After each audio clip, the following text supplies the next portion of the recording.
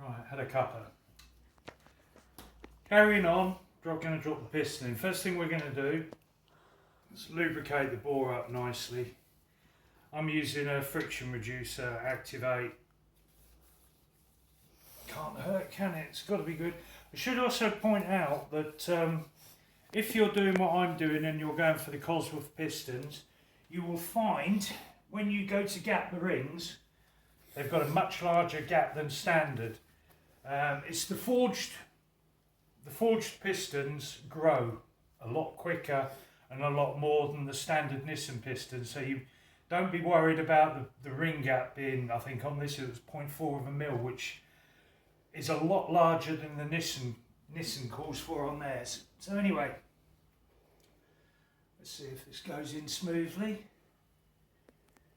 Right, all thoroughly lubed up. Right, as usual, arrow to the front. Number 4.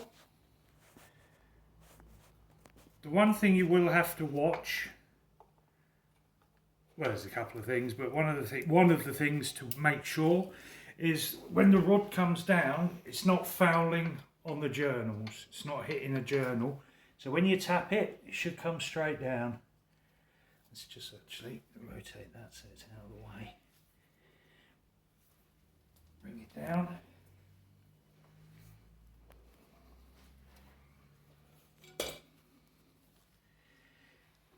I'm very popular doing this in the dining room, but you should see some of the other projects that have been built in the dining room.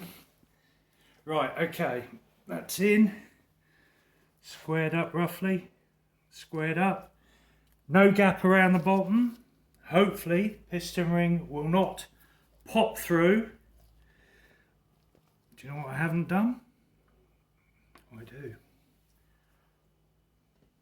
Childish error there. I haven't put a bit of lube on the shell. So I said, as soon as the camera comes out, it all goes to shit. There we go. Correct way. Line it all up.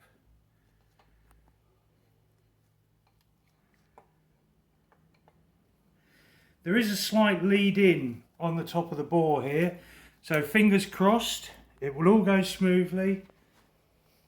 Just a gentle tap, arrow to the front. Let's just make sure that's all seated on the top of the block. Fingers crossed.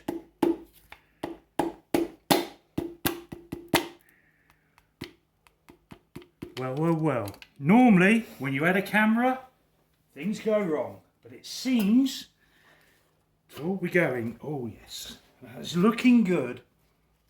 If I'm just moving the rod, centralising the rod.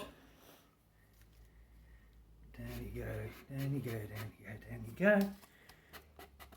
Right, if you come around the side and have a look here, I'll flip it over a bit. So we've now got the rod in place. You can see the new shells there. Now, if I get the end cap, all of these end caps are matched up. Add a bit of lube. Far too much lubricant, which is good. Now on this particular one, that lines up with that side. That's that way round. It's just, I'm not torquing these up yet. What I will do, I will get them all in, I'll flip the engine over and I'll work through in one hit and torque them all up together. It does pay to invest in a good quality torque wrench. Yeah, the better the tools, believe it or not, it does actually make life a bit easier. So,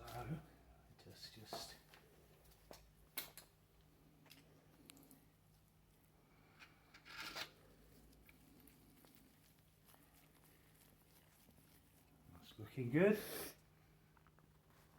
A little lube on here.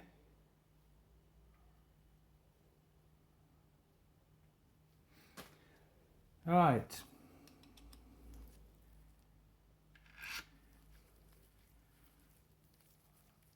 when I put this all on my website, I will put the torque values down that I'm doing these to. I'm actually following the recommendations from Eagle.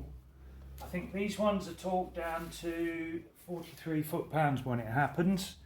So at the moment, just a gentle, just do them up, just hand tight.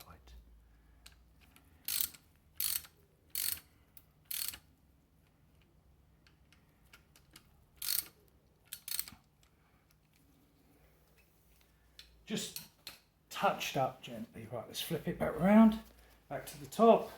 Amazing. Let's just turn it over, check all's nice and smooth. If you're following this build on my website, you'll have seen everything before now. If you're just watching this video in isolation, you will have missed everything else. But you get the idea. The next videos probably will be the general assembly, and then it'll be the gas flowing the heads, which I've done. Oh, that's looking beautiful. Okay, thank you very much for watching my video.